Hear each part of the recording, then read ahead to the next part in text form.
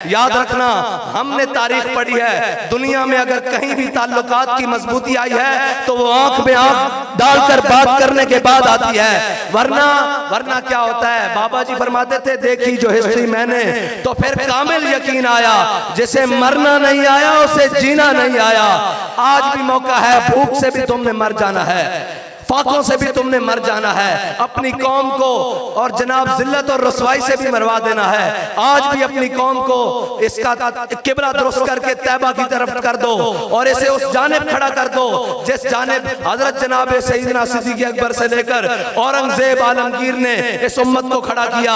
आज भी वो सारी चीजें, वो सारी ताकतें तुम्हारे कदमों में आ सकती हैं, लेकिन यकीन पैदा करे गाफिल, यकीन पैदा करो। क्या बेयकीनी, बाबा जी फरमाते सन, ओए गुलामी जड़ी ना ओ कुत्ते नालों भी बैठी ते बेयकीनी गुलामी नालों भी बैठी। जे तुसी जिंदगी जी रहे हो ये गुलामी नालों भी बैठी। लोग कह रहे ना ना ये बेयकीनी दी जिंदगी, इन्होंने अल्लाह रसूल ते तवक्कुल ही कोई नहीं, भरोसा ही कोई नहीं। आज भी आ जाओ अल्लाह और उसके रसूल के दामन नाल वाबस्ता हो जाओ। आज भी आ जाओ अल्लाह और उसके रसूल दे दामन होते दर होते आ जाओ, ये सारिया दुनिया दी मुश्किल आसान हो जाएंगियां।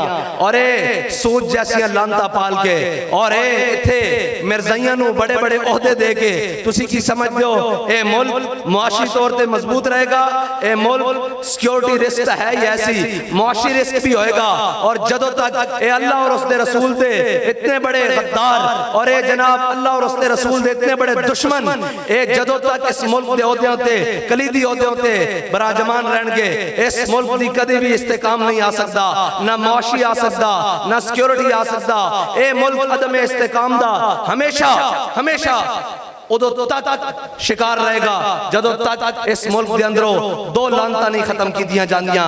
एक कि इन्हां सारे खंजीरां नू वड्डे वड्डे ओहदियां तो ला के बेकार नहीं किया जाता, और दूसरी है कि सूद नूं जदों तक इस मुल्क तो खत्म नहीं किया जाता।